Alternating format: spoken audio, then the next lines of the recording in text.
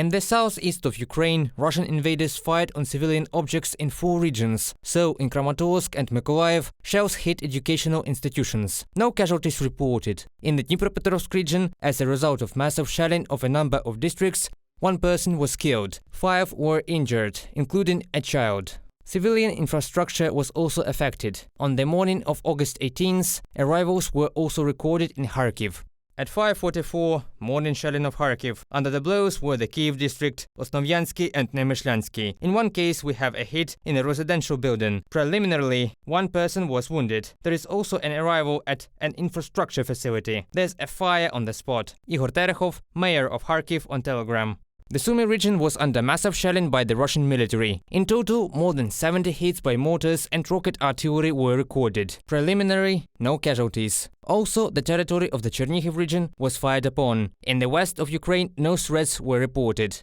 No signs of the creation of offensive groupings were found in the Volyn and Polisa directions. The exercises of the units of the Air Force and Air Defense units of the Armed Forces of the Republic of Belarus are noted. The threat of missile and air strikes by the enemy from the territory and airspace of this country remains. In the Siversk direction, the enemy shelled civilian and military infrastructure with cannon artillery in the areas of the settlements of Pushkari, Chernihiv region, and Myropilya and Pavlivka, Sumy region. Russia agreed to allow the IAEA mission to the temporarily occupied Zaporizhzhya nuclear power plant. The press service of the President of France reported this was the result of the first telephone conversations between Emmanuel Macron and Vladimir Putin in 3 months. President of Ukraine Volodymyr Zelensky positively assessed the admission of the mission.